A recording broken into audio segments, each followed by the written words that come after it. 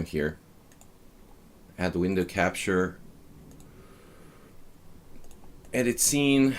No white line at the top, which you guys love. I know Troll loves. When I put a white line at the top there with my browser, we'll see what happens. Video capture device. What's going on with my video capture device? There it is. Alright. That should work. I don't know what to do here. Maybe I should just let him take bishop h6. Yeah, no, I had to restart, dude. I had to restart, people. No problems, dude. It's all good. All better now, dude.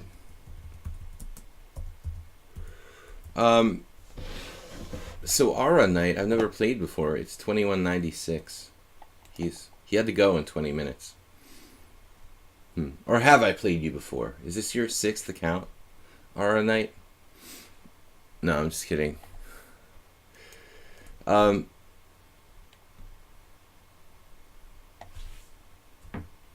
Knight. We had one regular, pretty strong German player who was here. Haven't seen him since I restarted yesterday. Bishop h6. Normally when white goes bishop h6, we're going to try to play e5. I learned this from Mark Dvoretsky in our brief lessons together.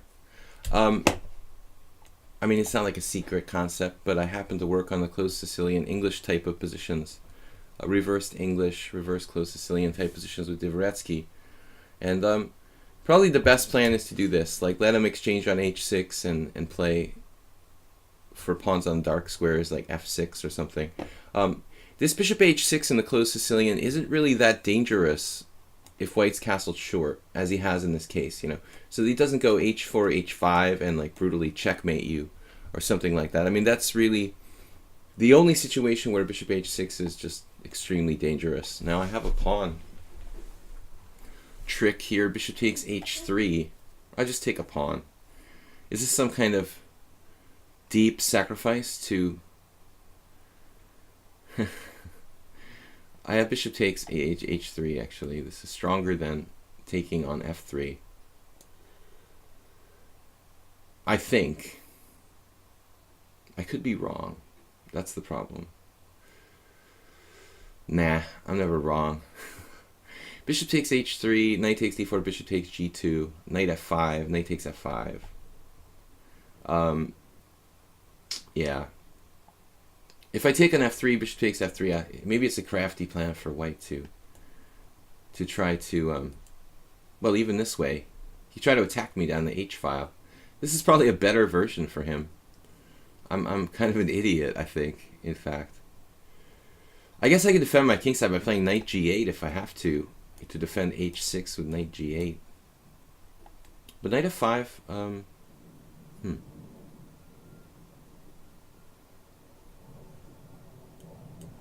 I don't know what knight f5 achieves anything.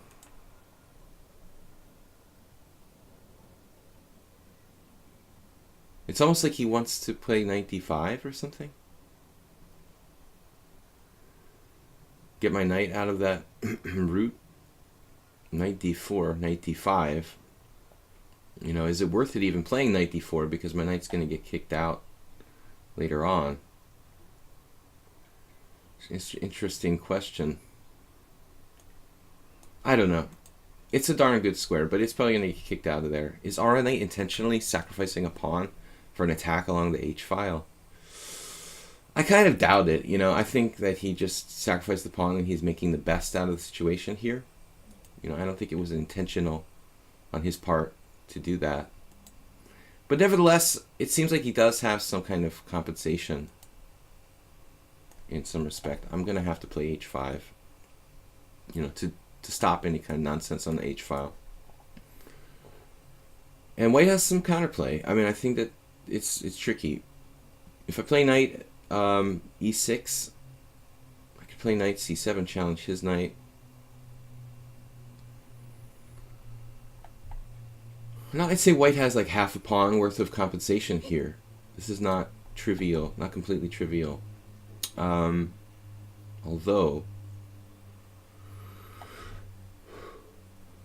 he has to play very energetically, I would think, to maintain enough compensation. I was looking at f4, pawn takes pawn, queen h4. And there maybe, well, there might be a slight problem for white. So f4, take, queen h4, maybe rook f3 in that position he can play. And then here we can play f5 and try to take the initiative ourselves. I like it. It's crazy, but it's crazy enough to work, maybe. Getting my rook active, you know, it weakens my king side. It looks like white has the initiative over there, but we're trying for more. There's some tactics here. VSIM. The stream had crashed, so restart it, please. If you are watching and you don't see anything, simply restart your Twitch stream, and it will all be good. I assure you. We were crashing a lot of frames.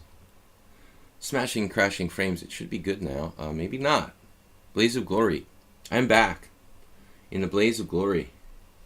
So he did it, what I thought he would do here. The only thing is I kind of missed something. Alright, I have to take on f4 first. And that's unfortunate. You know, I was really banking on pawn takes e4, d takes e4, pawn takes f4, knight takes f4, check. Knight takes f4, queen g5, check. King f3, rook takes f4 with a massive position. Or queen g4 check, actually. So he sidesteps all those tactics by playing knight takes immediately. But now he takes to the queen, which is kind of weird. I don't think that this... Maybe pawn takes is better there. So now I guess I'm just a pawn up, and he doesn't really have any kind of compensation. I mean, that's what it looks like to me at this point. He doesn't have serious compensation here. Whereas he did before. I think he definitely did. Now it just looks like white's a pawn down. And, I mean, I could even trade queens if I want to, with like queen c6 or something. To be a pawn up in a rook ending. Though not necessarily easy to win, I'm out of any kind of danger. Whereas I think before he had a pretty good sort of accidental compensation for the sacrificed pawn. Was I gone for far too long? Vote now, Chess24. Chess24 bot. Chess24 bot. Chess 48. How about that? All right, Queen D7, Chess 64. Why call it Chess? Why not Chess 64? All right, Queen D7.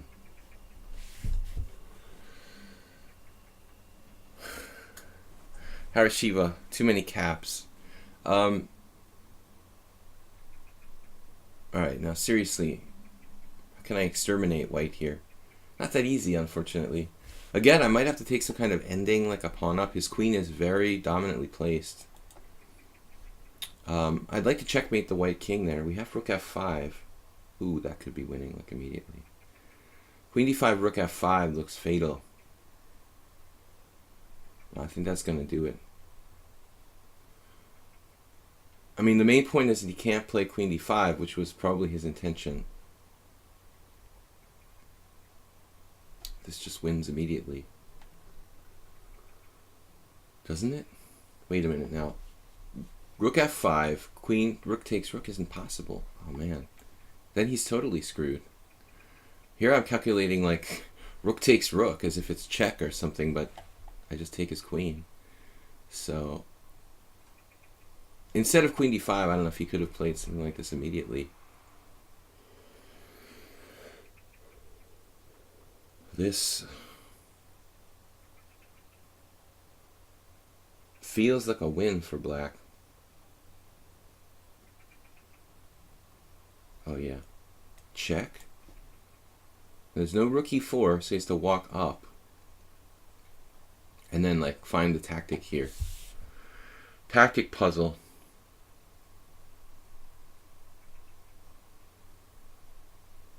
Yeah. Rook f2. Not so simple, actually. I mean, I believe this has got to be winning.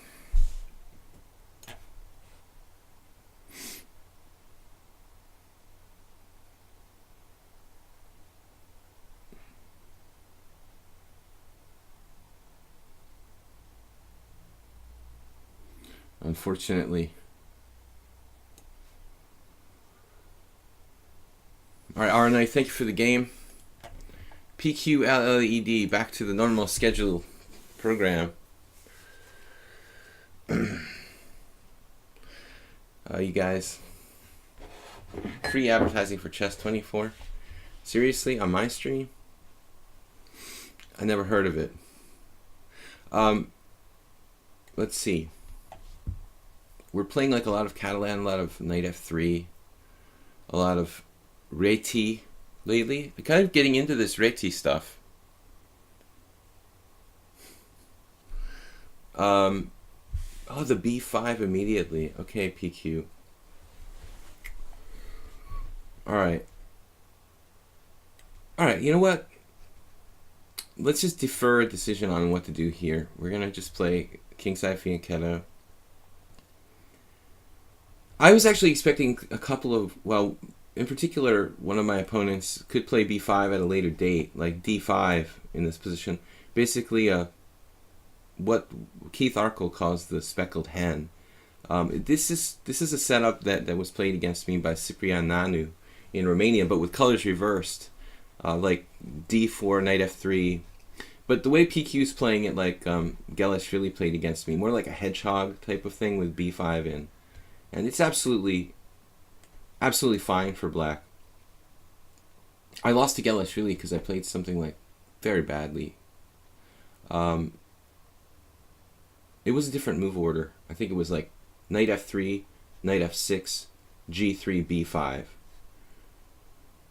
But we can play, I guess, well, I mean, there are different ways to play this position. I mean, e4 has got to be the main line.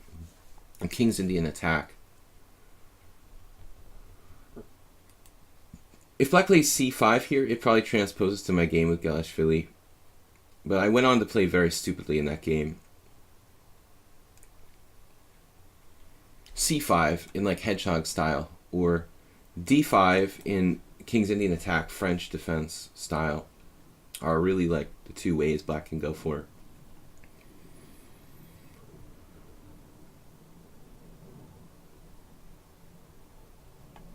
So I would think that white, my experience, normally plays for f4, f5 in this type of position.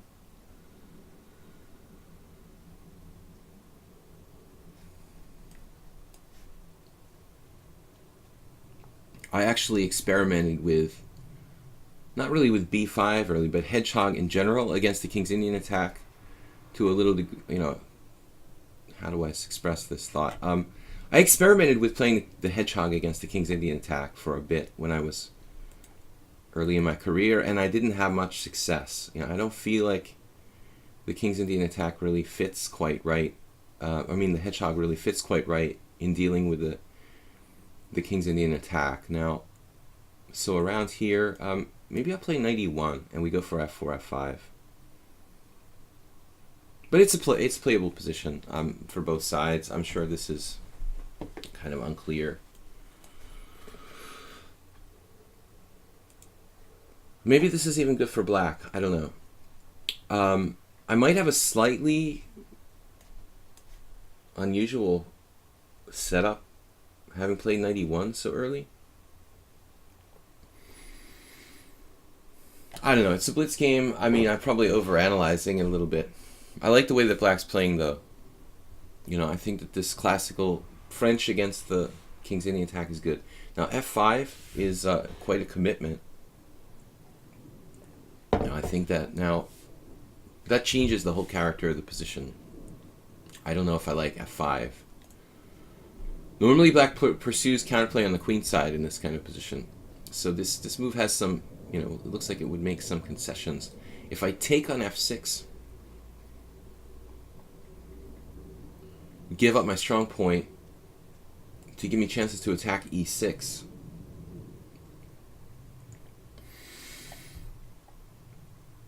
Kind of a tough call. Otherwise, it's going to be hard to break down black's position. I mean, g4 at some point, but I also don't like trading off my strong point at e5, so I really don't know. I don't know what to do here, kids. If I take on f6, black could take back any number of ways. It's like really knight takes, rook takes, bishop takes, pawn takes. It looks a little fishy for black, but the other possibility is c4. But c4, knight b6. And let's see, we're going to grab a pawn on b5 there. c4, bc, dc, knight b6. Alright, let's do it, man. We're going to play on both sides of the board. The blockade style, Nimzovich. I don't know. The full Nimzovich approach. I just decided to make a decision. Yeah, I don't know. Trading on f6 is weird, giving up the strong point. It looks like it's going to be hard to play just a pure King's Indian attack, where my only break is like g4. So let's play the whole board here. Play on both sides. How did my tournaments go? Very mediocre. I'm still sick. I have had a really bad sinus cold infection, and I'm still recovering. So I sound all right, though. It didn't really affect my my lungs, and just kind of like took a lot of energy out of me. But I've got to invent excuses for why I didn't do that well. I did all right, you know. I mean, it wasn't a disaster. I gained negative 0.1 rating points over 11 games. Had too many draws. On the positive side, I played a few interesting games and learned some stuff. Here, all right, we need to mobilize everybody. Bishop a6 isn't going to come down, is it? b3, a5, a4. Don't like that. Don't like that at all. If I take on d5, that would create an interesting pawn structure, wouldn't it? Wow, Dr. Dynamic. Do I really want to take on d5?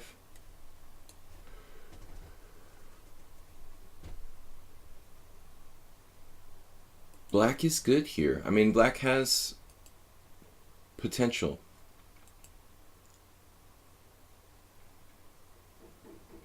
This is more complicated than I thought. He can play pawn takes pawn, bishop takes b7, queen d4 check. That's pretty bizarre, though. I mean, I don't know. You're trading, no, you're losing.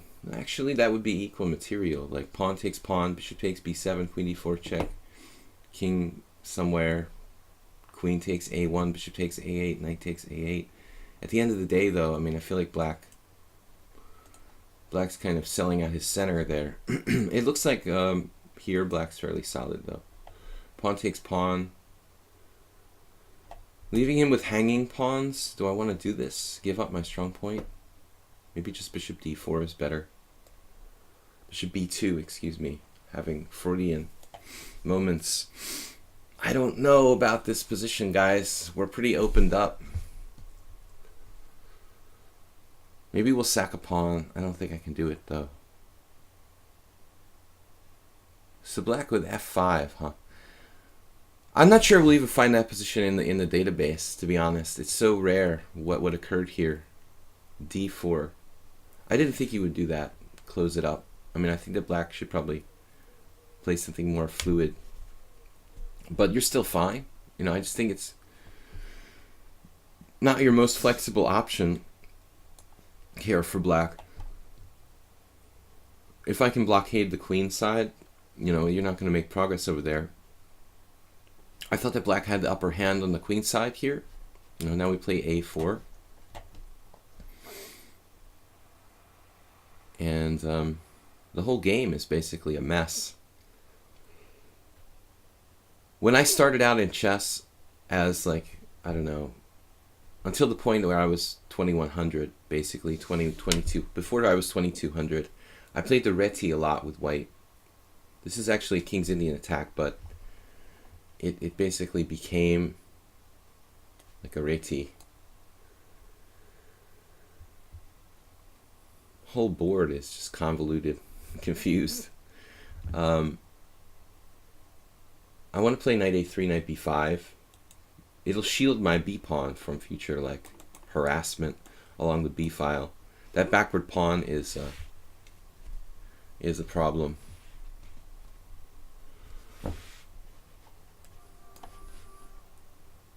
And I mean, it's obviously difficult for either side to break through in this kind of position.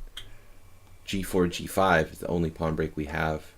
In black's case, maybe h5, h4.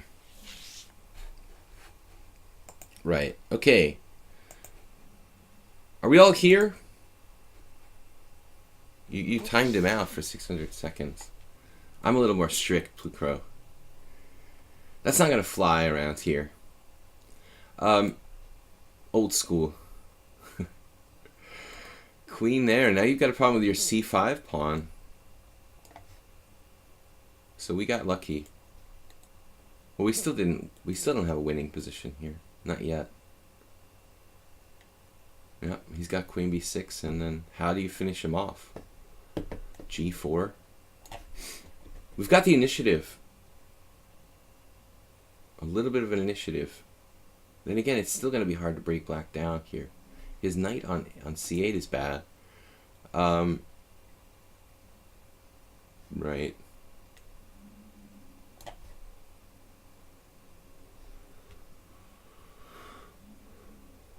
What a mess.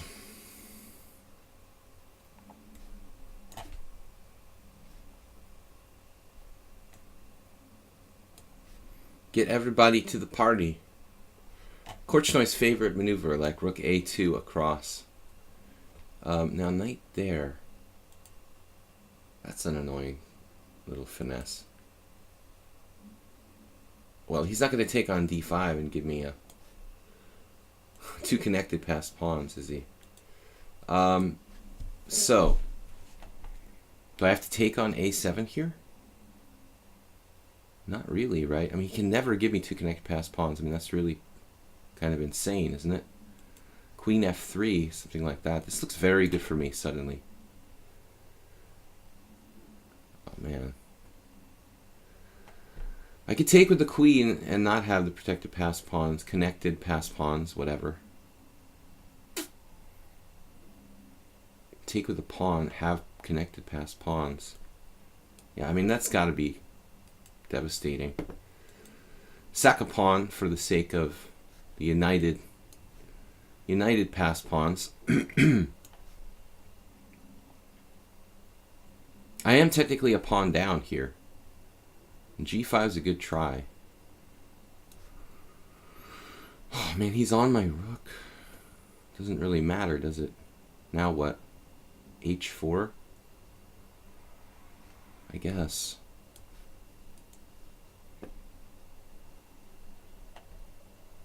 Quality over quantity. What am I doing here? Rook a7, for example. d6.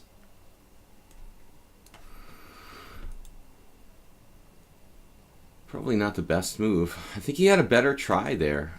He could have played bishop takes d6 and rook e3.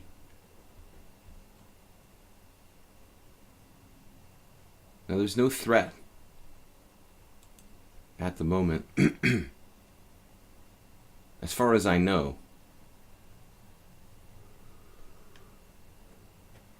There probably will be shortly, though.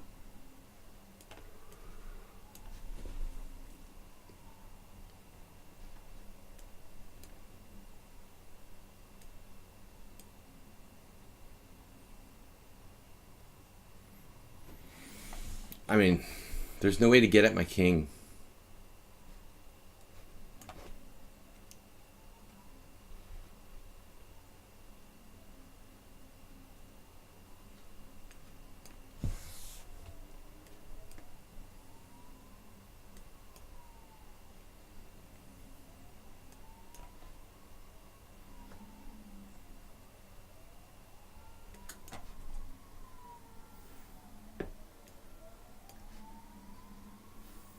Still got another check.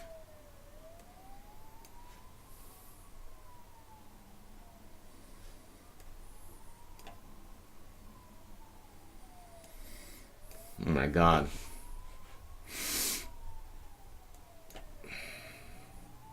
This guy is serious.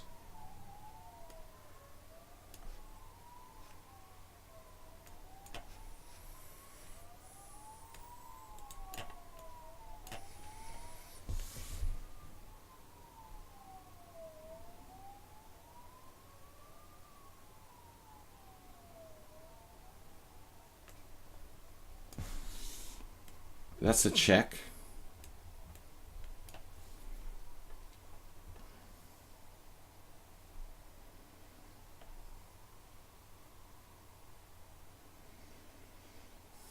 This is crazy.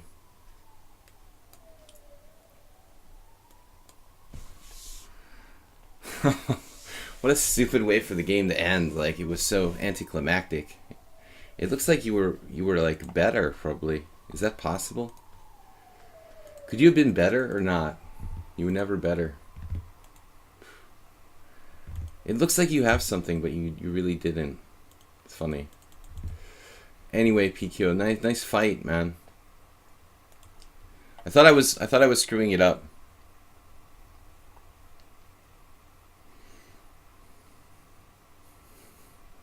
Already banned. Yeah, that's the way I like it. Beat me to the punch. Aldi Stove 5+3. All right. Aldi Stove's a new opponent too. Pretty strong. 2100. Are you the same guy I just played? Like the same ratings. The same guy with the same ratings for Germany. I'm just kidding. I don't know.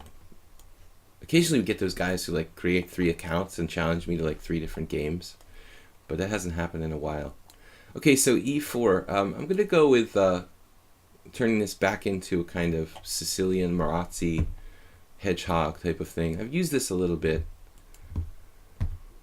Speaking of playing the hedgehog against the King's Indian attack, that's a little bit similar to what's going on here. Also a closed Sicilian, if you like.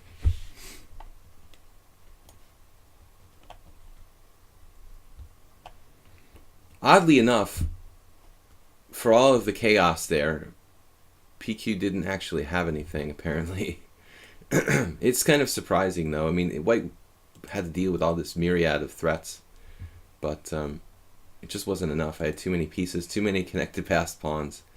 Okay, this is funny. I think I had this game previously once. I was thinking about e6, and that's the most natural way of developing. Maybe d6 is best first.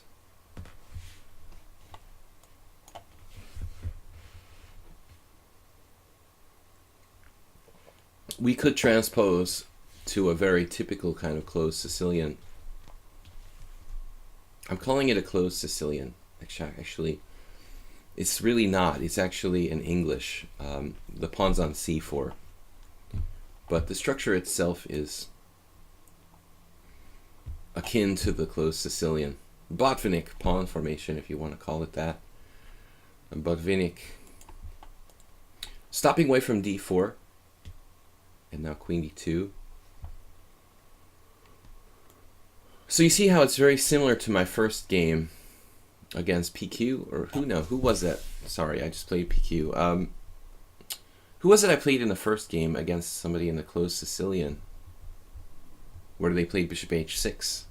Basically the same game, just with the pawn back on c2 instead of on c4. We don't have any drop frames now. It looks like the stream is good. So earlier I had to restart the stream, Zinky, but I think now our lag is resolved, has resolved itself. And this is just now turning back into a kind of typical sort of position.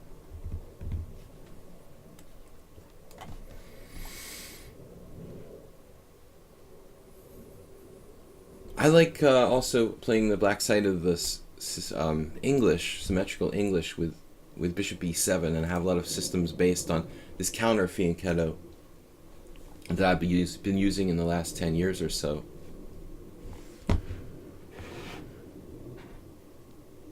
There was a time when I didn't like to play the closed Sicilian, the symmetrical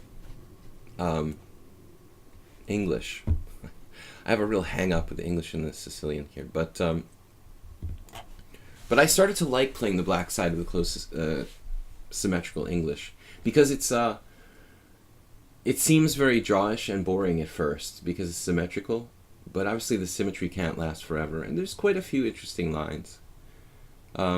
Now white played g5. That looks a bit odd to me to close this up. I would think that would give me a kind of free hand in the center, when I'll be looking for maybe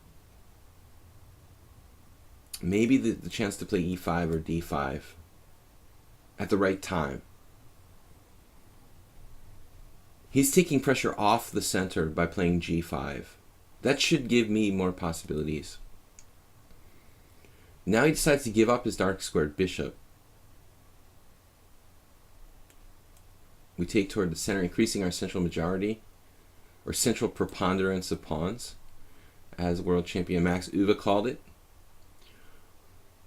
And now it looks good. I mean, his knight can't come to d5. We're going to play e5.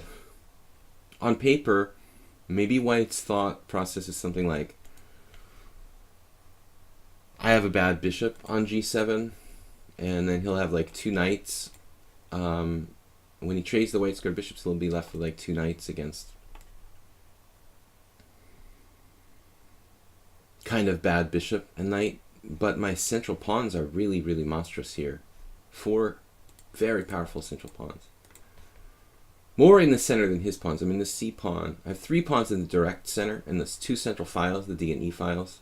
3 pawns in the direct part of the center.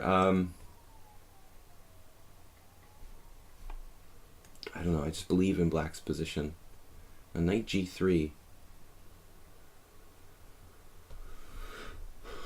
I guess I should kick him out the knight before it does any damage. It slightly weakens my queen side. Pawn takes f4 now. Surprising move. I'm giving my dark squared bishop some life. There goes the structure. Oh, but he blundered now. Or is this a calculated risk? I thought it was a blunder. I guess it is a blunder. Yeah, this has to be a blunder. All right. I forgot my b7 bishop was defended at first. I was like, oh my god, he's going to pin me and I'm not going to be able to push past. But I'm just protected on b7. Welcome guys, I have a YouTube channel, Video Chess Training on YouTube. Later this afternoon, I think I'm going to try to upload a video. Usually on Fridays, I try to upload a weekly video on the YouTube channel, in addition to putting my streams on the channel.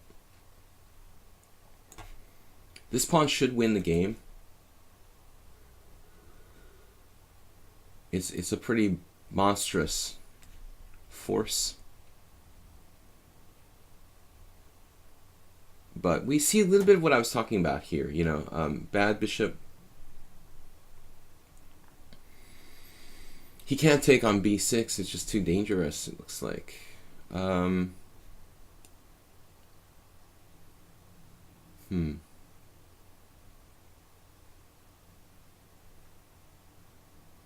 Alright. So on paper, he has 2 knights against a bad bishop and knight, but there are too many other concessions that have been made in this position, with the pass pawn on e3 and his king being open. So, in a sense, I understand him giving up his dark squared bishop, but there's too many other things that went down. Basically, queen takes f4 was a losing blunder, I think. That's the typo left for other days. What happened? What's my typo?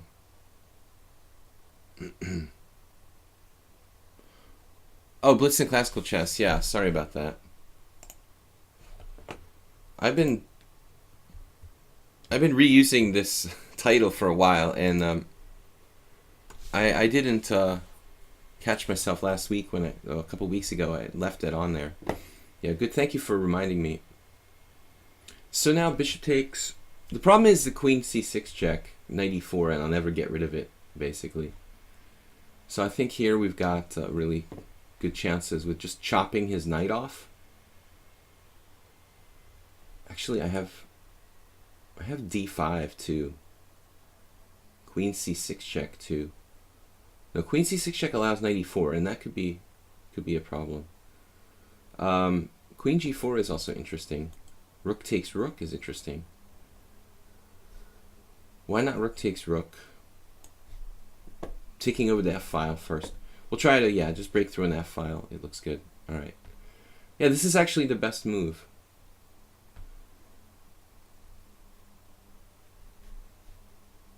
I was going to take on g3. It would have been a huge mistake. We're simply getting rook f8, rook f2, which is decisive, I think. I could play check on c6 or g4, but this is more key. Getting the rook on the 7th is decisive. This rook on a1 never played. That should do it. Lichess does not have a standard name for time variance. Blitz is alright, but Blitz is only up to 8 minutes and not 15 instead of Rapid, which should be 15 plus, right? Otherwise, a super great site. Yeah, maybe we should. I agree. I mean, I think Rapid should be used as a international. It's an internationally recognized time control. So I think, well, whatever you want to do here, it's mate. Mate or loss of queen. So I agree with Mileage. I mean, Rapid should be the official name. But it's their site and they can do what they want. Now, Bielg. 2047. Yeah, Rapid should be anything like over 15, right? 15 to 30 minute games. And then Classical should be anything like longer than, I don't know, what, 30 or 60? Nabil, are you with us? Yeah, instead of having a super bullet or ultra bullet time control, super bullet, instead of this April Fool's joke, they should have created like Rapid and instead. All right, e3. E3, not a bad move, of course. The other day in the Blitz tournament, the weekly Blitz, someone played e3 against me, or maybe yesterday. I think I played c5 for some reason. No, I played g6, that was it. I like g6, it's good against everything. No, it's been a while since I played Nabil. Could play a Dutch. I'm always talking about learning the Dutch, but I never get around to it. It's one of those things. I always like playing against the Dutch. Maybe that's what makes it hard for me to play it, though. I have a good score against the Dutch. World Loser says, tell us to donate to your stream. How do you find your PayPal account? World Loser, you can click on the PayPal link in the Twitch description. And from there, you can automatically set up a donation to the stream, to my YouTube channel. You can also do so on my YouTube channel. There's a link to PayPal, which is Video Chess Training on YouTube. But thank you for the question. Nabil has to go. Oh no. All right. Free imaginary rating points. Halligator. Haven't played the Halligator in a while. He's the Halligator.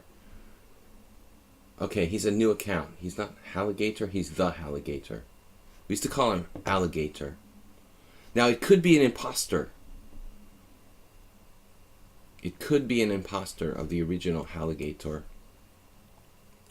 But I'm not sure. You know, there's no way to know these things. Are you the real Sludgy? Sludgy's personal page. Thank you, Plucro. I should try to get a subscription button here on Twitch, and I think that's something that I'll try to do. I don't know if I have enough subscribers or viewers, but probably the time will come that I'm going to try to do that.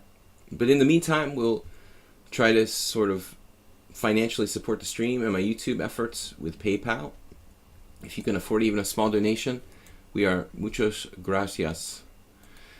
I'm awful with Spanish, but I'll give it a try.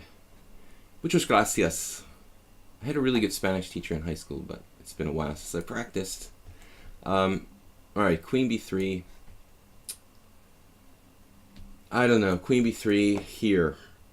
Pawn takes pawn. The queen b3. Queen b3 trading queens with like queen b6 isn't the most aggressive way of playing this type of position. On the other hand, c takes d, I don't like playing it too early when black can get a knight to like c6. Hold on a second here. Pawn takes pawn, queen a4 check might be a line. Alright, let's try this. He insta-took, so he knows what he's doing. Queen a4 check, queen d7. I'm suddenly realizing that that's probably a dead end for white. No, I don't have much here. He's a good player, Halligator, if he's the original Halligator. Queen b3 is a line for sure. If I just castle and black plays knight c6, I start to hate that line. I don't feel like I have anything there.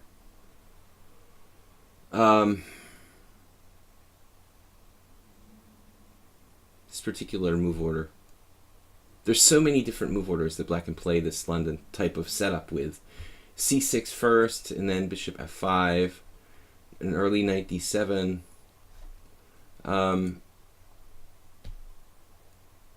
Yeah, queen a4, queen d7 just looks like a dead end. Queen b3.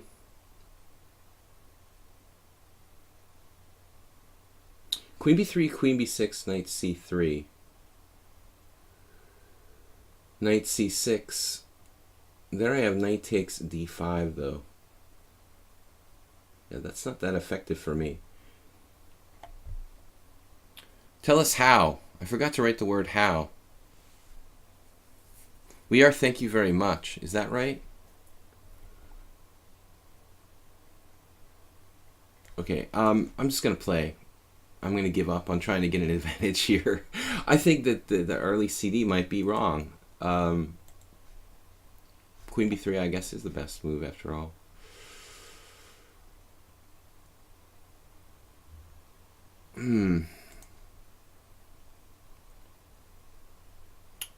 Alligator has 2-minute bonus. I'm basically berserking with an increment. That's making it kind of reasonable, but we don't have an advantage here. How am I going to deal with this in the future?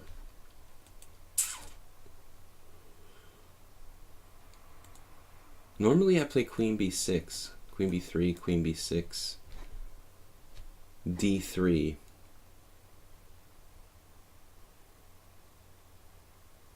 It's not much for white though.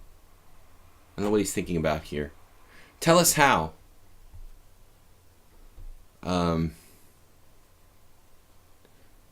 How? Tell us how to donate to your stream. I'm not sure I follow, World Loser. You just have to have a PayPal account and click on the link, and it will like bring up a link for you to donate a small amount of money to support the stream. And is that what you're talking about, or something else? If you don't have a PayPal account, that could be difficult. All right. But I appreciate everyone who has donated, and I try to include them all in the list of donators on the Twitch stream info page. Guys, we're going to be playing in another tournament next month here in Hungary. I think Halligator may have left the game or something. What's going on? His online icon is gray. Yeah, that's what I'm getting a feeling. Something's not right here. Halligator has left the building. There he is. Maybe he's just giving me my time back because he felt bad.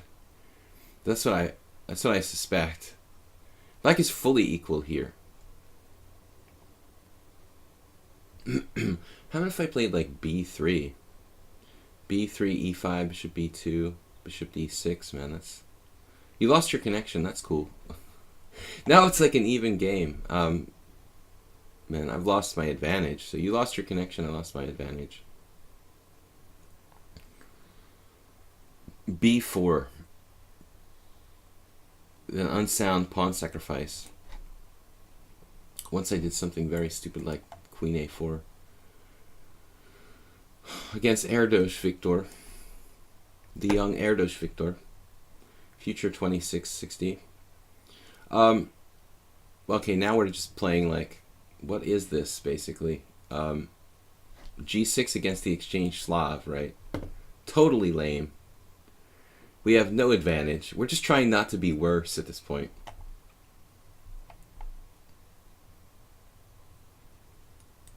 I don't even know where to develop my bishop to.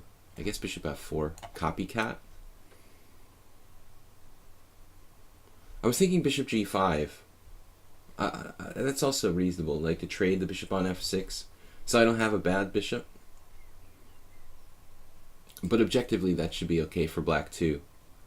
You know, one thing I really don't like is a lot of people have this hang up about playing something like knight h4, and I think it's totally overrated. You know, your knight on f3 is controlling the center. He did the same thing now. I like talking about how much I don't like knight h4, and how the Gator goes with knight h5. That's cool, man. Whatever floats your boat. So the pressure's off of e4, for example. Maybe I just develop a piece. I was going to play bishop g5, bishop takes f6 anyway. If you take my guy on f4, that's fine for me, you know. It's not a great bishop anyway. And this increases my control of the center a little bit. To be fair to black, I mean, black's position is quite solid as well, so it's not like he's worse or something. But I think I prefer getting rid of that bishop. I really don't mind. Black's very solid. He's looking for a queenside play. I'm going to have to play e3 eventually at some point. And there are some weaknesses in the white squares in my position. I have to be a little bit aware, you know, of that fact. There's also knight a5, which is kind of irritating. And we are getting low on time. Queen b3, for example, will walk like right into knight a5, which is a disaster. I think knight d2 I was thinking about here is absolutely awful move by me. Hopefully I don't lose after this. I saw my clock ticking down and I just sort of went into panic mode. But this move is awful. I mean, maybe I should just play knight e5. I guess I should wait and probably play neither. a3. Yeah, this is the problem. He has knight b4. It's, okay, I'm not lost. But it's just awkward for white. Just like totally overlooked knight d3.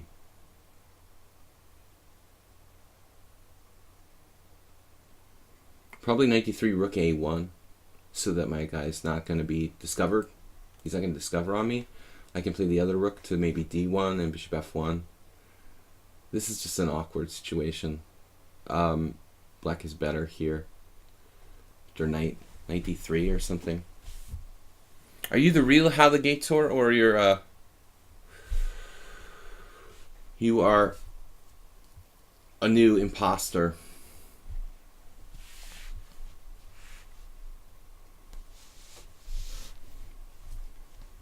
Oh man, this is just an awful game by me. Not focusing in the opening. I spent 2 minutes. Yes, I am. That's an answer. The real Halligator. Alright. Or he could be saying like he's really the not. It doesn't answer anything, actually. Okay, so like a3, knight d3 is an absolute disaster. I have knight a4 and knight c5, which is kind of interesting. Alright, I'm about to lose on time.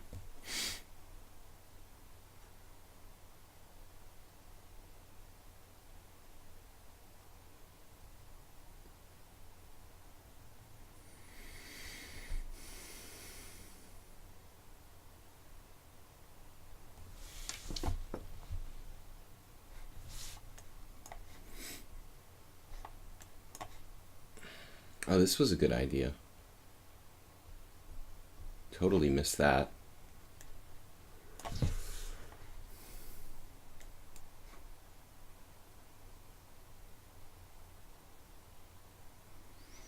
Just a clear pawn down for nothing.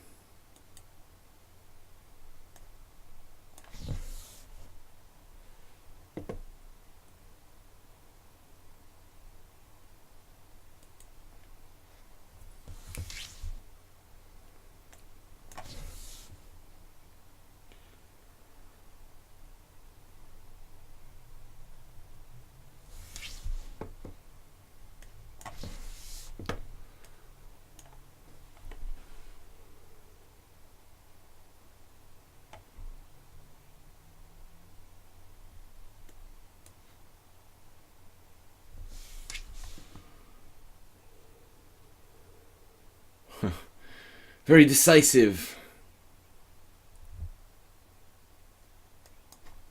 I have no idea what to do.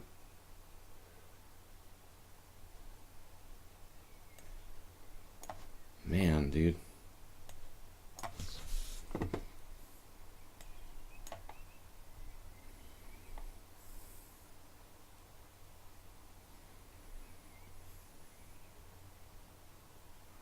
What happened? Wappin'. My good friend Jorge Zamora used to say wappin'. Alright. Well, just a donation. If you can't afford to donate via PayPal, feel free to donate in other ways. I managed to hold my horrifying position together long enough for Alligator to drop a piece. It was pretty ugly.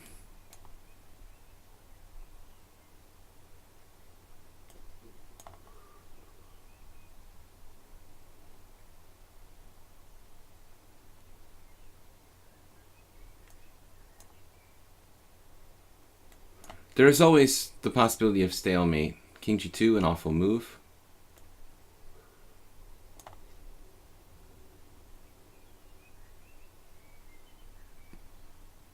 Oh no.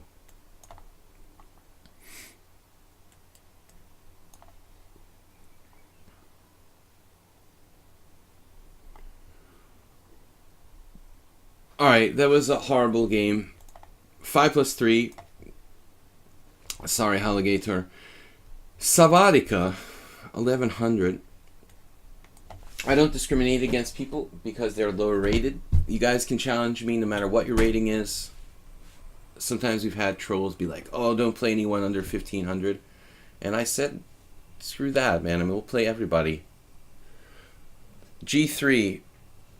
Stream is not lagging for you. Are we still talking about that? That's, yeah, probably on your end, because it looks pretty good here. We've got no drop frames. On lichess, my ping is quite good, man. 38 is almost like a record. I'm usually around 50. So it's really, really smooth now. Last game, though, Alligator, I don't like the way I played that at all.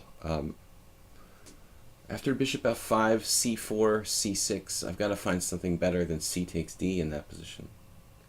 I guess I should just castle. And then decide about, you know, what to play. I'm getting a lot of these. Bishop g4 I faced recently in my GM tournament. And we had bishop g4, c4. I think bishop g4, c4, e6. Queen b3, queen b6, d3. Something like that. The London system is very popular. This is technically not a London system. In the 1980s book by Vyacheslav Asnos, this, I think the variations with bishop g4 were classified as something else. It was a book on the reti, and maybe Lasker was credited with bishop g4. I'm not sure, but it's actually kind of superseded bishop f5 as in terms of popularity.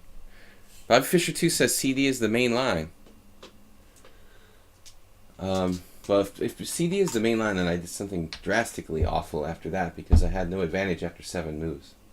I mean, not that I should get a big advantage, but I had like 0, nothing, not even 0.1. We need a little bit more dynamics. All right, so here we're transposing to my game. I was actually not castled in my tournament game last week, 2 weeks ago, whatever. I played a different order of moves where I was uncastled here. This is a Romanician favorite. You don't know who Romanician is. He's a very famous Ukrainian grandmaster who contributed tremendously to opening theory. To the point where he's credited even in some of Kasparov's books as probably one of the top 20 contributors to opening theory in the last 50 years. Oleg, one of my favorite modern players, not modern in the sense of Magnus Carlsen, but anyway, bishop e7 is a little bit passive. Knight d7, I think, probably best to play that right away. Because after bishop e3, I could play other ways here too. Bishop e3, queen takes b3, but I think that's good.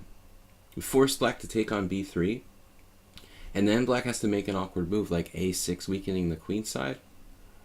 Feels like white has an initiative here.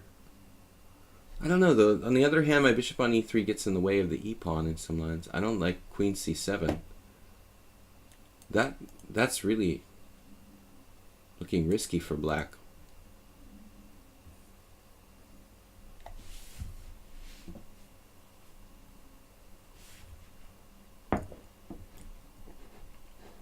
Okay, nothing dramatic. I have bishop f4. He can go back to b6, for example.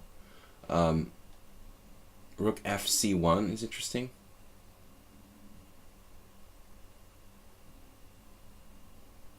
Or just simply develop with knight to c3. Rook c1.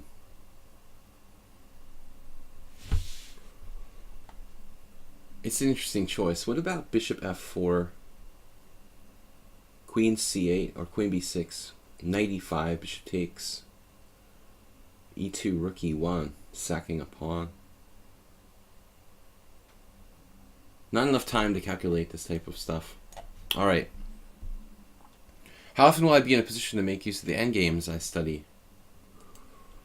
Well, the better you get at chess, the more often you're going to get like equal or relatively like close endgames, So a lot of people, I think, are frustrated because until they get to like maybe 1700 or higher, they normally don't get like technical endings that are very, very tight or very close. So it can feel kind of frustrating, like why am I bothering studying this king and pawn endgame or whatever, rook endgame, if it's never going to happen. But there are certainly some endgames that are much more common than others. Like rook endgames are very, very common. So I would start there, like rook endgames and pawn endgames.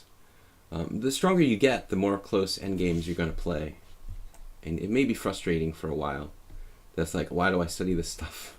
It never happens in my games. Taking on d5.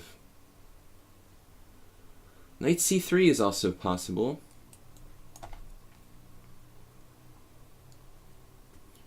My decision to play rook fc1 is debatable. I just thought in some lines the a rook might be useful on b1. Play like b4, b5. We're obviously a long way from that though, aren't we? Queen c2.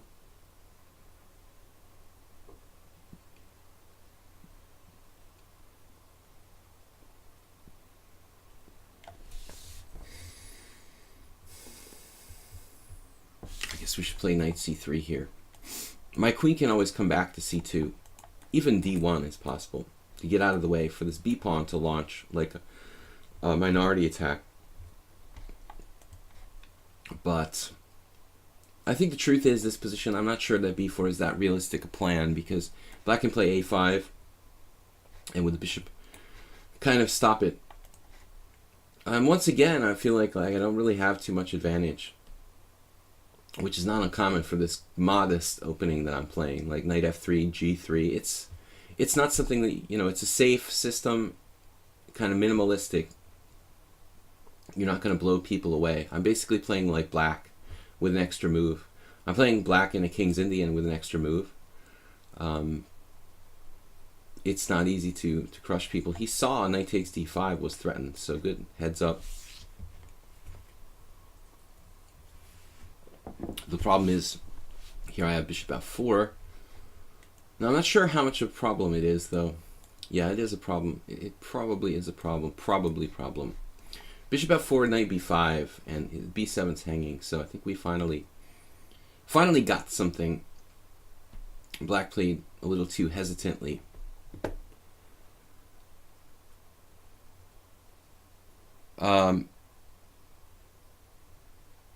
There are many times I come out of the middle game up material and then just lost because I'm not too sure what to do.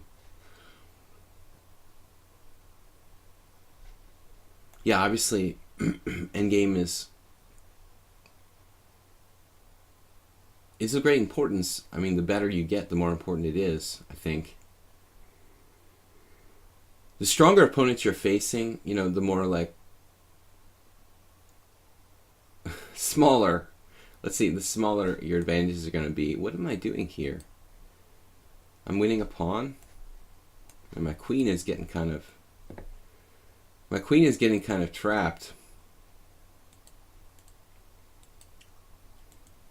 So this guy's pretty tough for an 1100. You getting that feeling too? He is tough for an 1100. I'd say, he's more like 1400 so far. But lost only a pawn after 15 moves and still has some kind of compensation in the fact that I'm not very actively developed. He has decent control of the center. He's actually better developed than me in that my rook is, okay, maybe we're equal. He has better center, d5 pawn. So Sabatica played pretty well. Strong for 1100. b3. I'm a little concerned about d4 happening, and I become backward along the file here. Rook e1 might be worth considering, and overprotecting this guy here. I didn't want to play e3 and weaken my structure.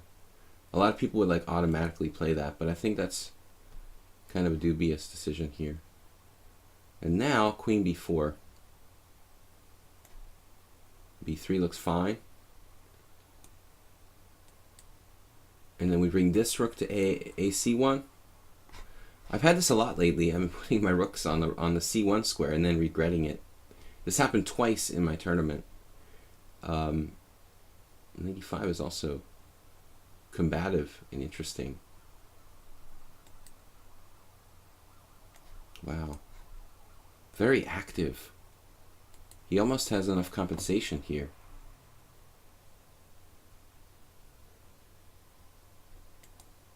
I don't like the fact that his queen is on b4. That's an extremely strong move. I think I have to play e3. And I'm not really happy about this.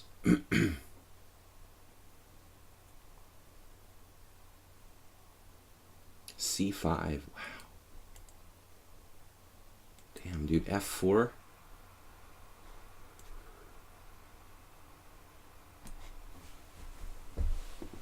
Wow, man. It's a strong 1100. You're stronger than me when I was 1100. Even when I was 1275. My first rating, I was much weaker than you. That was my first rating, 1986. All right. I've got to be very, very careful here.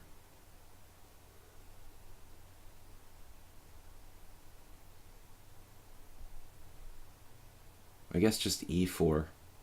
No, there's queen check, and it's kind of annoying. Tough call. It seems strange to put the bishop on c4, take it away from the long diagonal, but it guards d3. Man, that bishop is annoying on g4.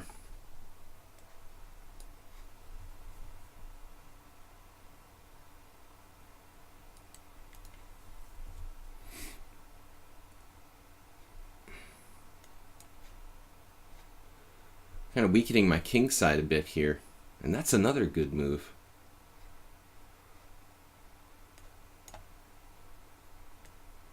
Wow.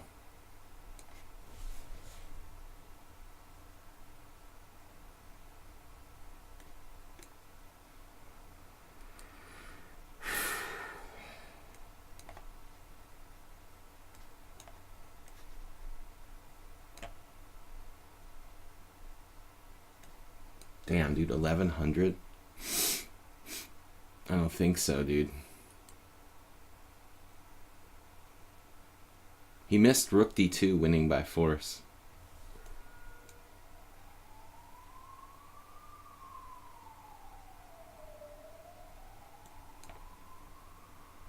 $1100.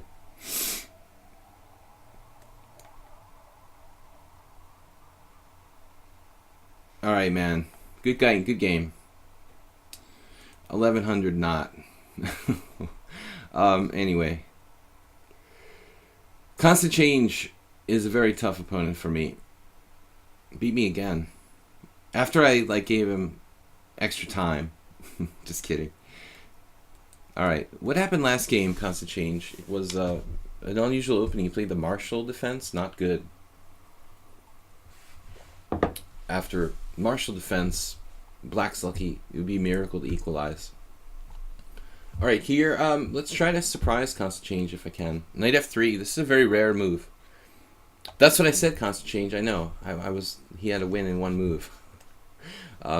It's pretty unpleasant, yeah. Capablanca variation? Not exactly. If knight f6, knight c3, this transposes to Capablanca variation. So-called Capablanca variation. Nothing special for white. It's a reverse Sicilian. Yeah, Sabatica, I don't know, man. I mean, if you play like that every game, there's no way you'll be 1100 here on lichess. You would annihilate most 1300s. If you can reach that far in the game with me and still be alive to trap my queen on move 40. So you're making some good progress there.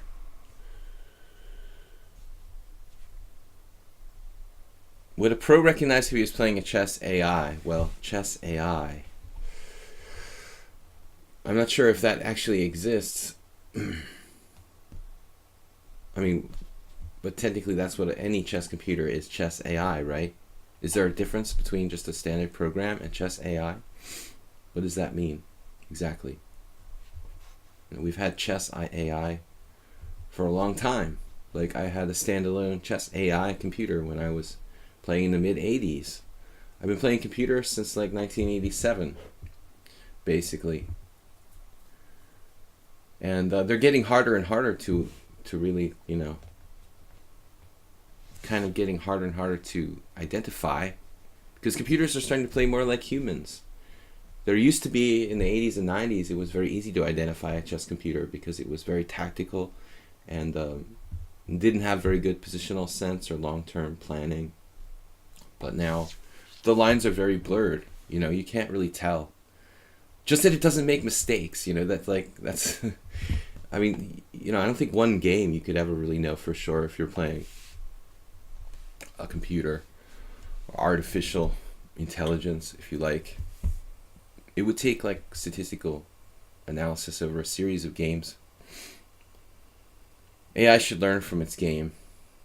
Well, I guess that you have to talk to IBM. I don't know. Deep Blue may have learned from its game. I'm not sure if proper chess AI exists. There's never really been enough research in that. Now there's been a lot of publicity recently about poker playing bots, that learn as they play. But I'm not sure if the same kind of technology has been really employed in chess. I mean, yeah, I think to some extent the answer may be yes, but I'm not really an expert.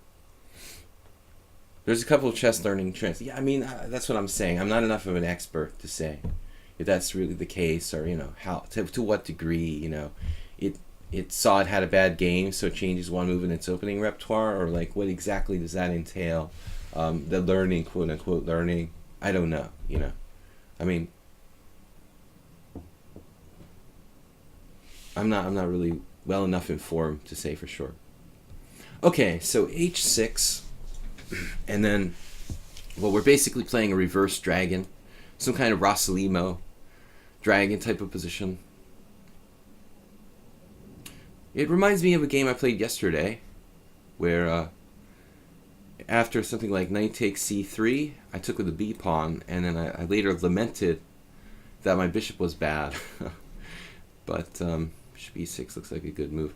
Could I have tried a trick last move with something like knight takes e5? Probably not. But maybe knight takes e5, knight takes c3, knight takes c6, knight takes d1, knight takes d8. One of those businesses, Constant change actually using more time than me for a change. Speaking of change. So what are we going to do here?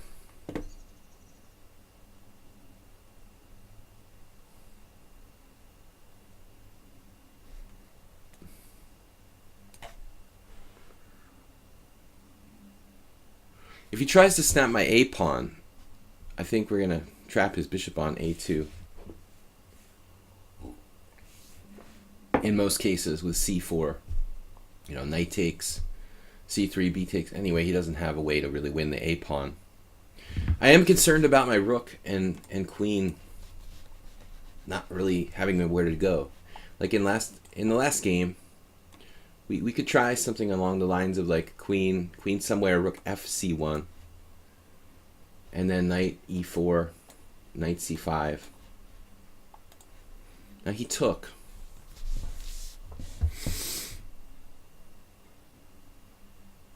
Yeah, this is what I was planning basically before. We're going to take with the pawn. I mean, he wants b takes, bishop a3, like trying to win the exchange or some nonsense.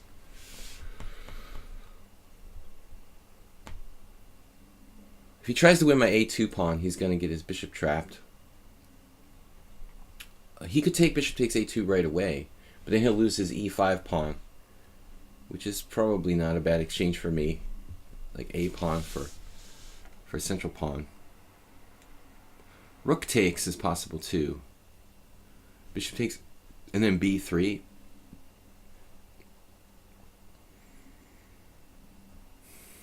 So it's kind of a tough call. I could do an exchange sack, but it looks a little over the top. Rook takes, bishop takes a2, rook takes c6. We'll trap his bishop on a2 if we can. Otherwise, the position is pretty close to equal. I like that he's played h6 so that he doesn't really play. He can't really play f6 without creating a lot of weaknesses around his king on the white squares. Not a really big deal, but it could be at some point relevant.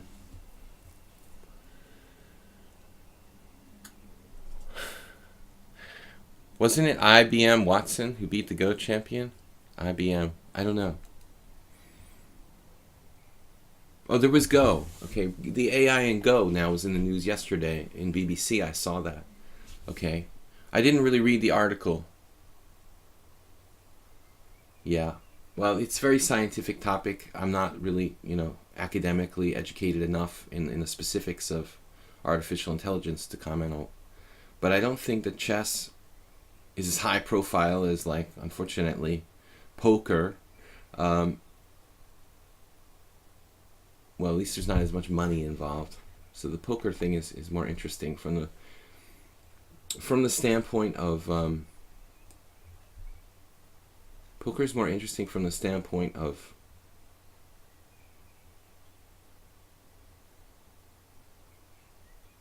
publicity.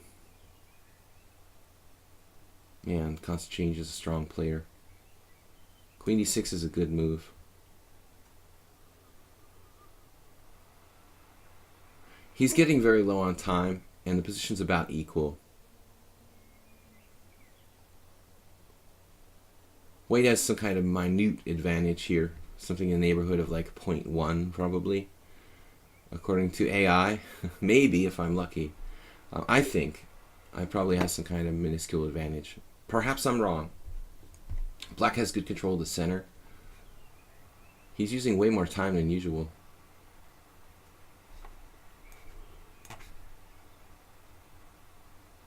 Now, exchange sacrifices are definitely an option around here.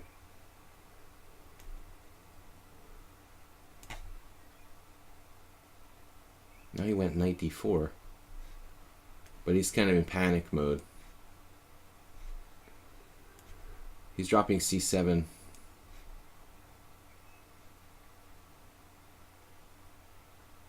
Now yesterday what happened was like he played and he was lost, and then he just blitzed me like in this totally lost position. He played like perfectly in the blitz. In the increment stage, it was sort of shocking. I was basically in a state of shock at that point.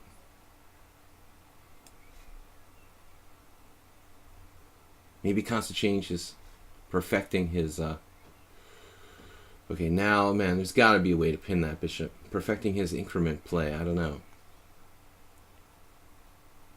Rook c5? And there's no way to punish him. It's sort of hard to believe.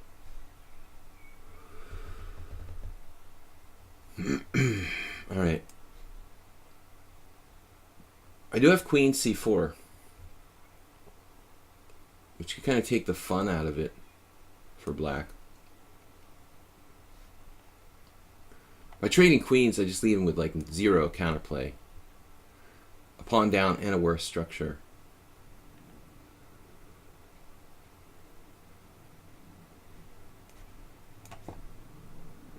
Pigs on the 7th. His defensive skills are excellent.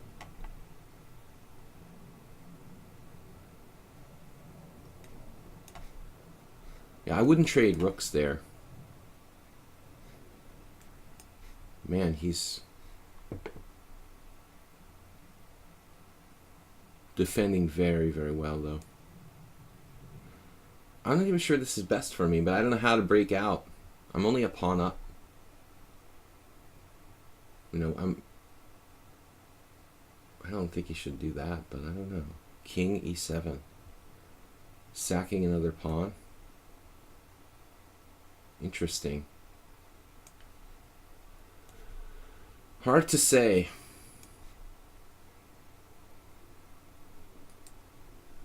Intuitive sacrifice, constant change. Or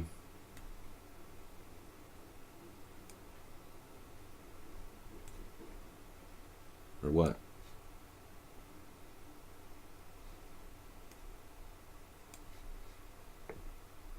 Plays amazingly in time pressure. I think I'm going to have to take that pawn at some point. I mean, the second pawn. That's a pretty amazing idea. Might as well take it. 2 pawns down.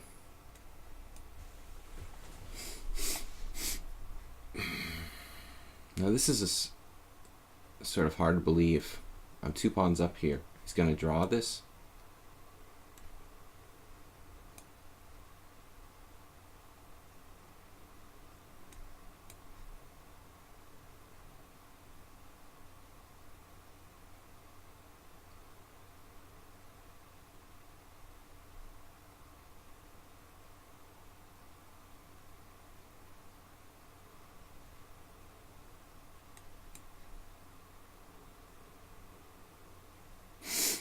Eventually,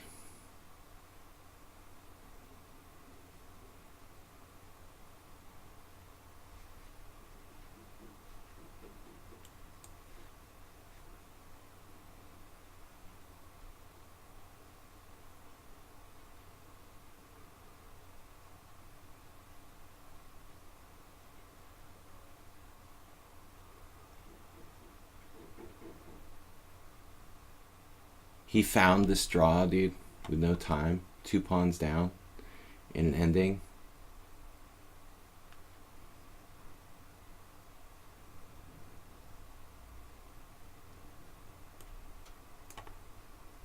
What if I go for a win here?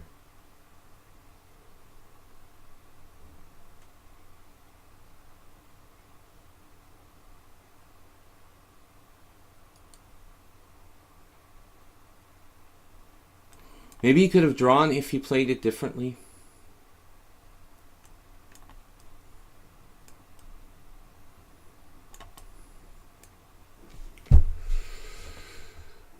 Oh, this is a draw too. He found that with no time on the clock. He offered me a draw.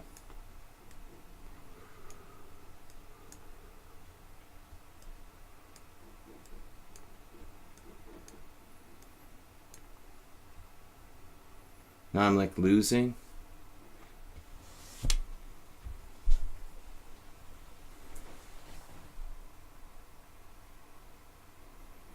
Yeah, I don't think so, dude. That's pretty weird. Little too unbelievable, man. 2 pawn sacrifice with 0 time.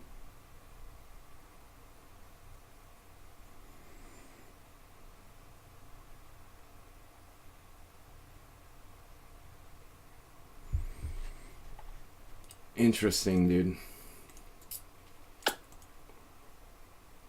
That's pretty strange. Anyway.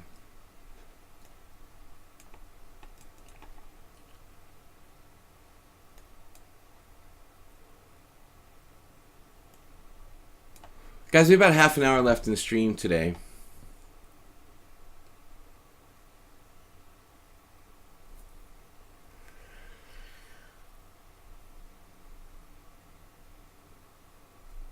You won the same endgame with just 1 d-pawn over the board. Won the same endgame. I recently had a draw in the same endgame with just 1 pawn as well. Or found a draw for one of my students in the same kind of endgame. But it's really weird. I mean, that he can find those moves with so little time.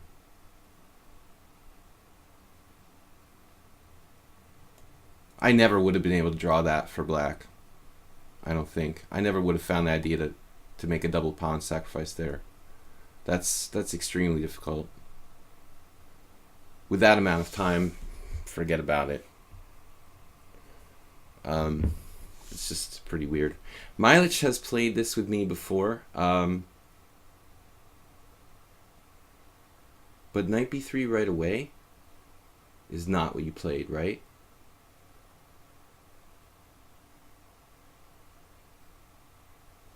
Did you play knight b3 right away before?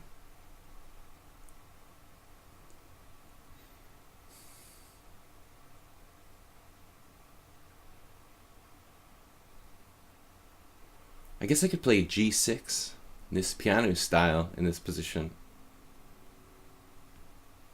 Let's try something different.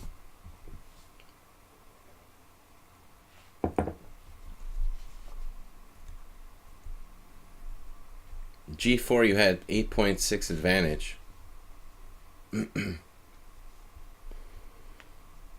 How was I winning? I don't even know even now how I was winning constant change. I certainly didn't have time to find the win in that position. I don't have a computer access. I mean, I don't know any way how I was winning. I tried g4 and it didn't work. What am I supposed to do? I don't have a clue. I tried g4. Maybe I was winning, but I didn't see it if I was winning. With no seconds, Tunguska has no elo. You saw the victory in about 5 seconds. Well, my bad. What do you mean king e2? What victory are you talking about, Tunguska? He has no elo. He saw the victory in 2 seconds. Okay, dude. It's not complicated at all, you know. I'm like up 2 pawns, but I can't win. in many variations there. Knight e5, bishop h6. Maybe I should play bishop takes h6, but it's kind of dangerous here. Let's go for it. It's always dangerous to bring the queen near my king. Milich is very fast. He also beat me, like Constant Change. He also beat me yesterday in a kind of time swindle from a lost position. Seems to be a trend around here. King e2, king c6, d5, or something. What do you mean? Like, what does it matter how many pawns I have?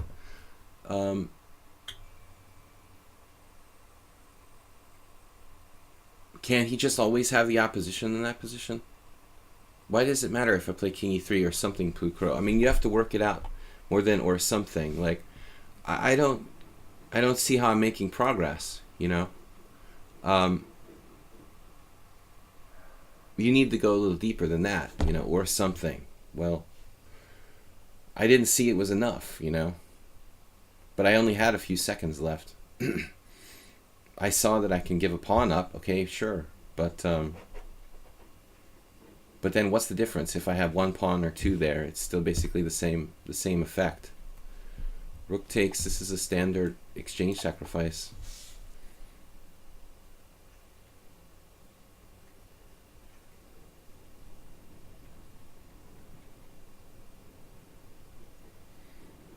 Probably not sound. Maybe.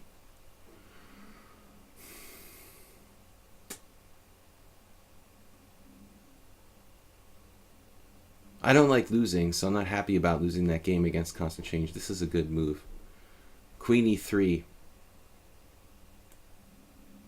I missed this.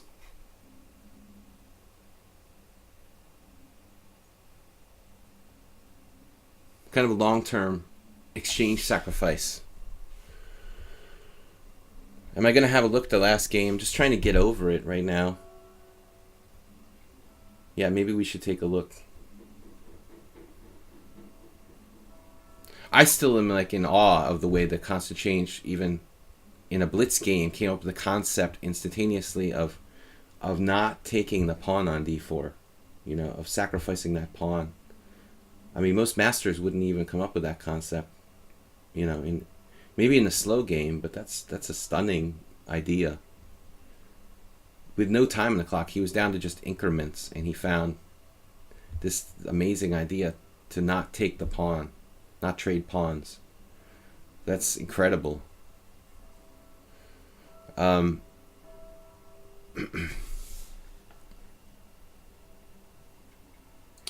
knight takes c3, Milich.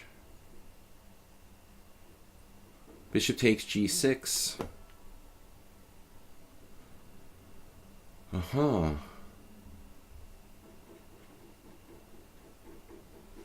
So we should take this pawn. I saw that. I did see that, guys. But now the question is, do I have something with knight d5?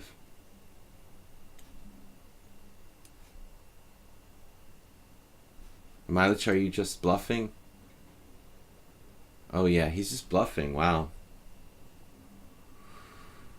Whew, now knight f3 check. Anybody? Is it mate? This is real close to mate. If only my queen were playing here. Rook g8. All pieces in the attack. Oh no, he blundered his queen. All right, we managed to win a beautiful game. All right, let's see the game with Constant Change here, this ending. I'm still in awe of his concept of sacrificing this pawn. So apparently, I'm just totally winning. But that's easy to say when you've got an engine in front of you. Let's see this supposed win here.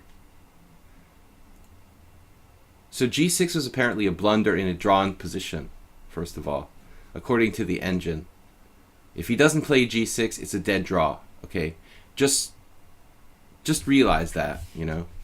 Okay, let's make it a previous move. So apparently this is the key position. We start back here from the initial situation. Okay, apparently I'm totally winning. Take king e3. F5. Now A3, H3 is okay. H5's a losing move. Or what? No, H5 makes his position worse. I'm just trying to understand this. H3 is okay. This is a bad move, apparently. A3 is a blunder. Okay, I need this tempo move, A3. Second best move. Somebody was like, oh, I saw King E2. Yeah. I mean, I don't have a rating, and I saw King E2 in this position, like you in a blitz game with 5 seconds. Know the difference between A3 and King E2. I mean, it's much more natural to hold on to your pawn, but I need this tempo move. This is an extremely complicated position. An only winning move is King E2. I mean, you'd need an engine to find that move, really. I mean, King E2. If King takes D4, King D2, King D5, King E3,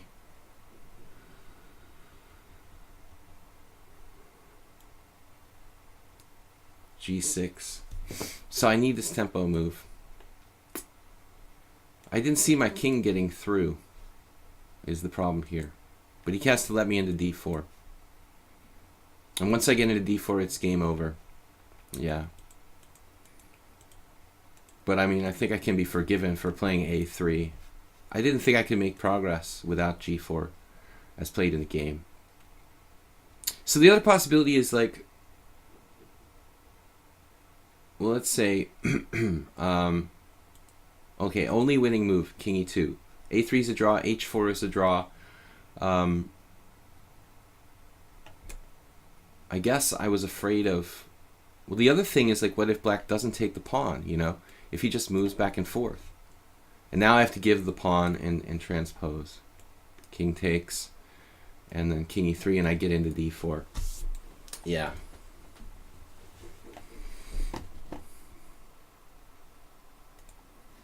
What's surprising is here, after A3, it's a dead draw. King E6. And it's a battle of tempo. It's a battle of tempos. If he plays King E6, I can't win. We both have... I have a reserve move, H4. He has a reserve move, G6. And there's no way to make progress. So, I think a brilliant idea... What I'm most impressed by is Constantine's idea to not take back that pawn on D4 in the first place in this ending, and the quickness with which he played. But apparently we both made a lot of mistakes here with the move order. Bishop D5. I mean, this is actually a mistake, but it was a good practical try. I mean, if he doesn't do something, eventually I'll make some progress on the king side.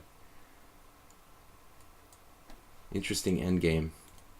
Alright, King Chaser 5+3. I would find it, but I wouldn't find it with 5 seconds, you know, and everybody's like looking at their engine and, oh, well, you know, you had King E2, easy. You know, we use these engines and we're like, oh yeah, man, I would have seen it easily. 9 out of 10 people wouldn't find the exact move, even masters, like quickly with 5 seconds on the clock, or 3 seconds or whatever. Maybe I had more time, though, I'm not really sure what my time was exactly. I thought I was getting low, but I would find it if I had like a minute on the clock, probably. I don't know. King Chaser sometimes isn't here. Future Suicide, Jimmy Buzzard, and R2D2, R2D4. Have you tried new lichess practice feature? They have similar problems on pawn endings. Yeah, a little bit, but they're not very advanced from what I saw. There were some... I didn't see the pawn ones, actually. I was looking at some of the other ones. I don't know. I don't think I saw any pawn ones. Anything like this. King Chaser is not here. If he comes back, I'll be happy to play. Future Suicide.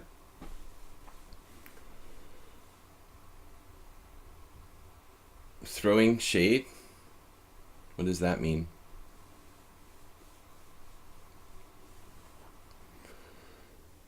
If someone just did a puzzle on triangulation, maybe King E2 would jump into their head. Well, my main concern was like not losing on time. But I think I think that I had already kind of like developed a sense of anger with myself for messing it up to a certain degree already. Like, I felt frustrated that I hadn't found a way to, that I even gotten into a situation where it was questionable whether I was winning or not. That started to kind of bother me at that point. Okay, so e3, this is a very rare move in this position, this order. I think c5 is a good way to try to play actively, but nothing special really. Queen's Gambit accepted, reversed. You could try something interesting here with knight a6 maybe.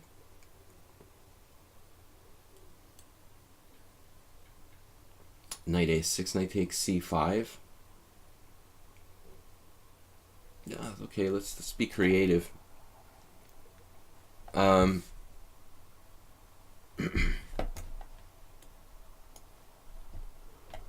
try to fianchetto the queen bishop. We've got control of e4. Just to try something different, rather than just a straight up formation. I think this gives black a little more dynamism than a typical position might allow for.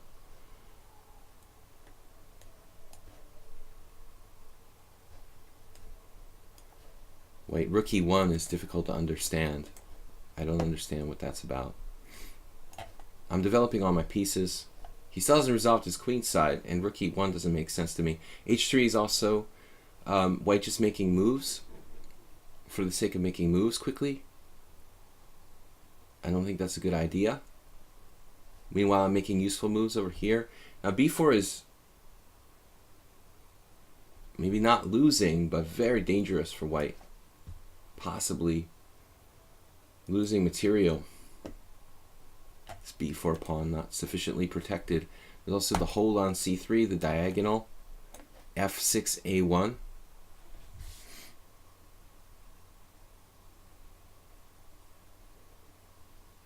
You need to practice your pawn in games. No, I'm not worried about my pawn in games. I mean, maybe my pawn in games with 5 seconds on the clock are not what they should be, but I don't think it really matters. I'm not planning on, like, being in desperate time pressure in pawn in games. Typically when I'm in time pressure, it's some kind of complicated middle game situation.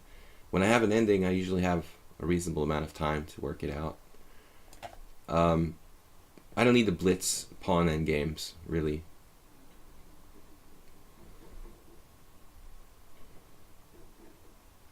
I'm more concerned about queens on the board type of middle games with a lot of pieces hanging. That's where I need to worry about moving really fast. Typically in the end game, I mean, a minute or so to evaluate a pawn end game like that might be enough.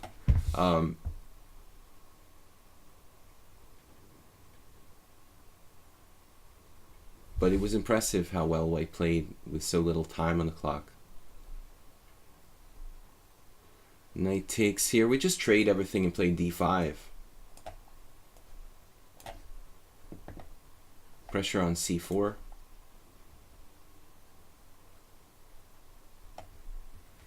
And now the eternal question of where to put the queen. I guess queen c7 has some drawbacks, though. It gives him queen a3. Actually, queen a3 isn't good because I can just take on c4. Queen takes a7, rook a8 traps his queen. So he's taking this way. And we're threatening to hold on to the pawn. He's probably forced to trade queens here. I can do like bishop takes f3. I'm not sure I should do that, though. Doesn't seem like a good idea. Speaking of endgames,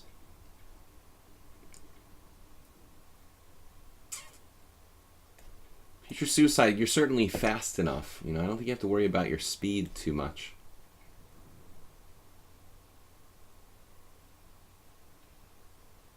But I think the quality of moves has to improve. I would sacrifice a little bit of speed for playing better moves. Rook e1, h3 in the opening. I mean, these moves had nothing to do with the position.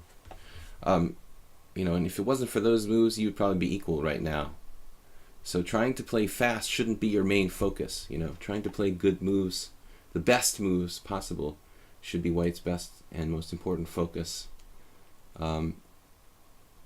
Speed comes later. Strength should come first. So improve your game and play the best possible moves, and then you can learn to play those fast moves faster and faster. But too many people focus on moving fast, and fast is fine, and fast is good, especially in bullet, but it can't be the number one priority.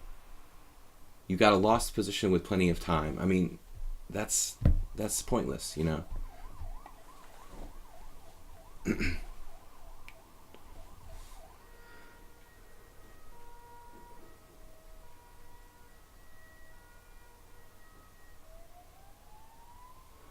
Zinky said, I don't think I played Blitz in a very long time, so the rating was probably old. Savatica. Yeah, well, 1100 is like an relatively absolute beginner. And you reached the winning position against me.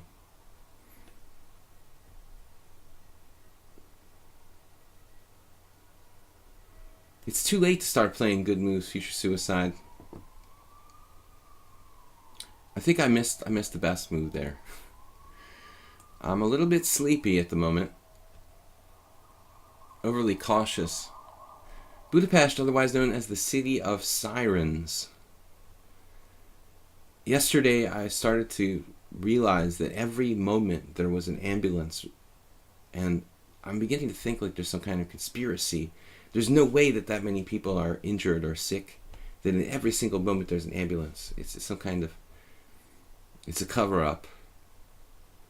I mean, literally, it can make you crazy if there's a siren ringing at every single moment that you would lose your mind. All right, Future Suicide. You trapped all your pieces, basically. I think the Future Suicide has potential. I mean, he was close to an equal game, but made two quick moves. Jimmy Buzzard, you've established ratings. All right.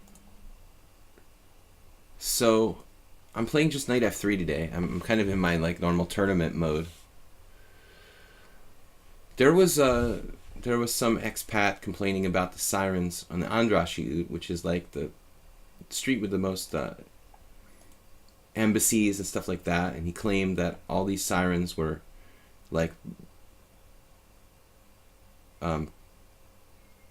just like cars transporting ambassadors and stuff like that, but it's actually just ambulances for the most part. I guess I live near a hospital, but still, it's really weird. In the United States, like living in Boston, I never noticed so many ambulances as I do here.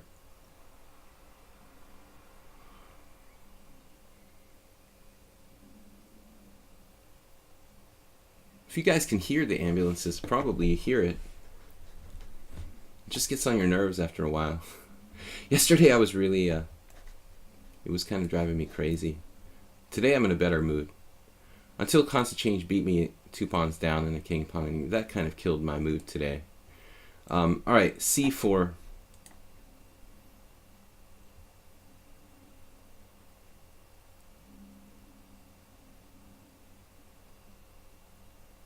Taking on c4, we haven't seen that, and it is some kind of critical line, actually. And I'm glad that you played this, because nobody else has had the guts to do this. Excuse me. D takes c4. And I think I might have even analyzed a4 here, but it's been a while ago. I'm pretty sure I looked at a4. Although it's not the main line.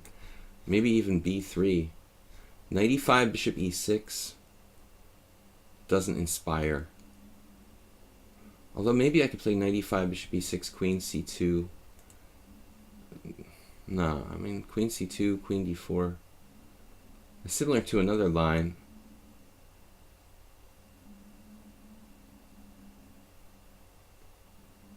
Queen c2 right away is probably a move. Maybe that's even main line. Queen c2, queen d5. No idea what this is, Jimmy Buzzard. It's like a main line in this opening that I'm not well enough versed on.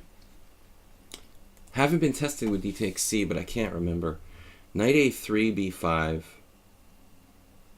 Okay, let's just play a4. I don't know. I'm pretty sure I looked at this. Piece of sheet says you need this. King and pawn in games opposition. It's a Catalan-like position. There's theory on this position. I need to look it up. Nobody's played d takes c against me. But there's a lot of GM games in this line.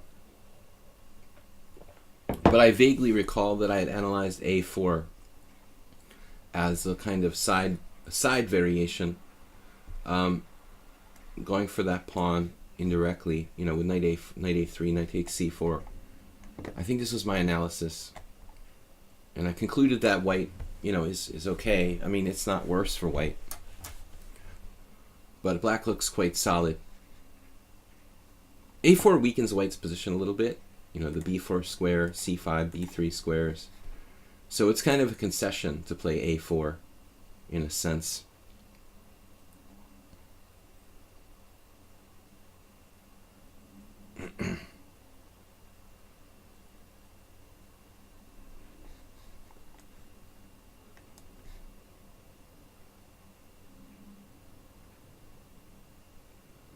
Yeah, I need lessons on the opposition.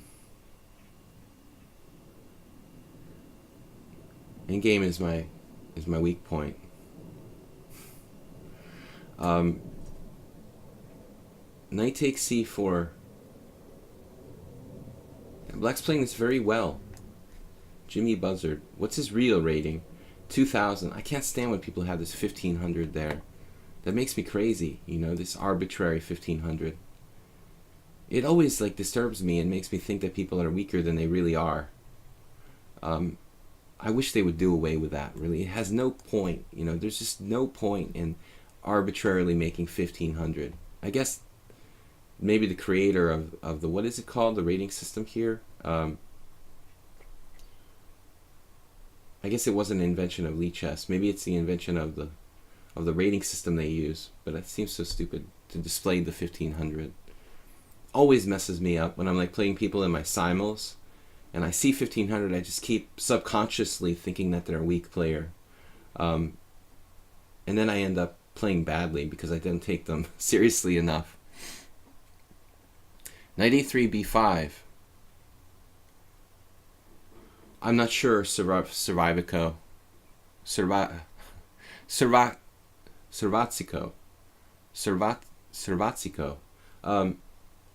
I thought about it, and I'll get back to you on that line that you're talking about. You know, I wasn't sure about that. It looks like a very hefty sacrifice on b5. Maybe too much, I'm not sure. It's probably complicated. But interesting, and I did think about that. Probably critical, obviously critical. I mean, actually. Now it looks like white has an upper hand here. Has an upper hand. Grammatically correct. An upper hand. I'm not really sure what I should do, though. Queen c2 looks good.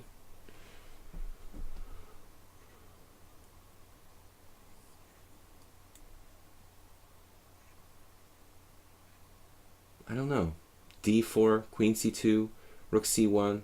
A lot of candidate moves. h3, even h3. I don't like weakening my king side. In general, h3, g4, and that kind of stuff, going for that bishop, it's not worth the price that you're paying to weaken your position. I try to avoid that if I can. Such scenarios. I'm not really sure why I played queen c2 though. I might as well just play like d3 for that matter. And maybe even put the queen on d2. I don't like that this pawn is hanging. You know, if I ever go knight e5 now, that seems sort of silly. Okay, I bring the other knight to e5. He can't play b5. I don't want to trade pieces, so this is really key. Knight b6 is badly placed. You know, he can bring it to d5, obviously.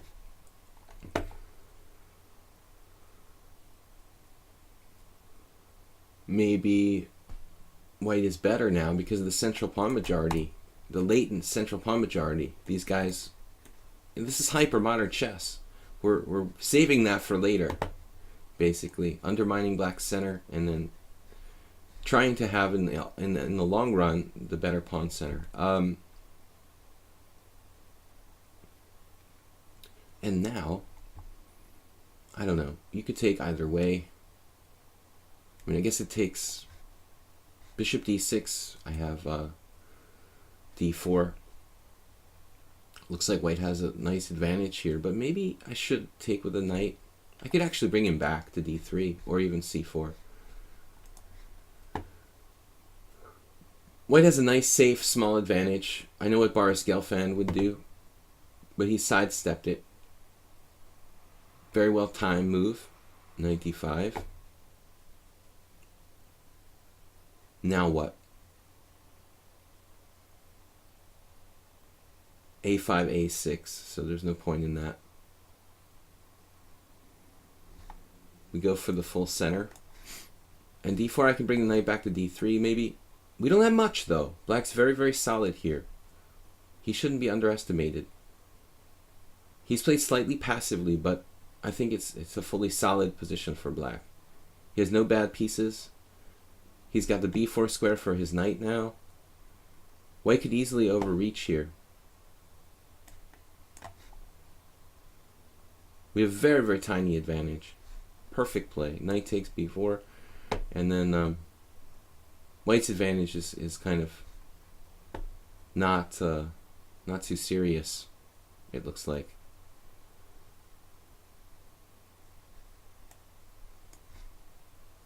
Played excellently, Jimmy Buzzard.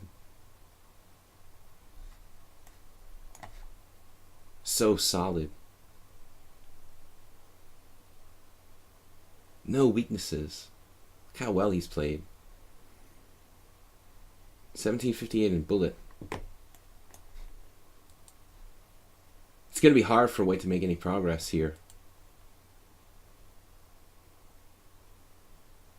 We have to try everything we have. Open the position on both flanks. Maybe a kingside expansion with h4, g4 type of stuff.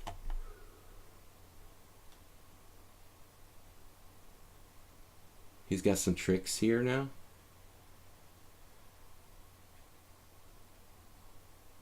Okay. I'm not really sure which way I should go. Queen c4 doesn't actually do anything. Jimmy Buzzard. Impressive the way you've played this, Jimmy. I would say master strength thus far. Probably around 2300 FIDE. Actually very similar to a game I had against Adam Kozak in a tournament here. h5 is quite committal. A little bit risky. Maybe good though. Just tactically works. If it works, it works. What can I say? Probably okay for black though. It looked a little risky, but he's induced me to weaken myself with e4. Now he can defend, and black's still fine. I wouldn't want to play Jimmy in a long game. Uh-oh, but king g7. Now bishop e7 looked fine for black there. But king g7 is kind of asking for trouble. Is he finally cracking? Crackling? Or is this just a kind of trap? Yeah, I'm not convinced. He's got e5 locking it up. Even here, I'm not sure. Man.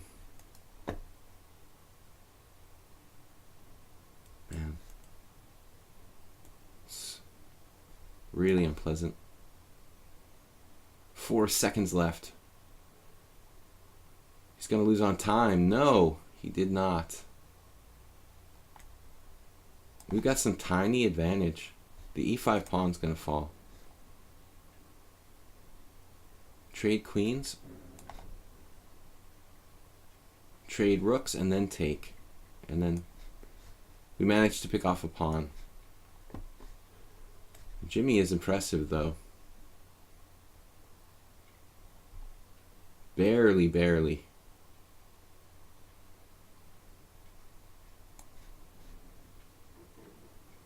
Now if this was constant change, I'd probably lose with his technique. Alright, so Outside pawn.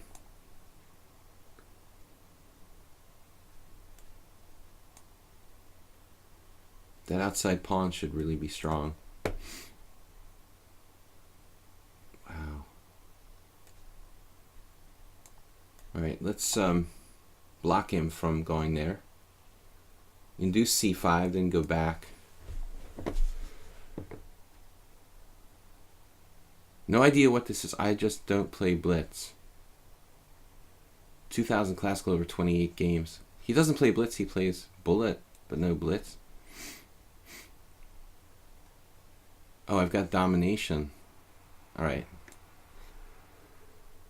So similar to the opposition, the domination of the piece. This is good technique. Although bishop f7 would have been winning. Jimmy, you played well until the end, and you finally cracked. Finally crackling. Actually, yeah, g4 might be best. He has g5. I'm too fast. It takes. Now we got it under control.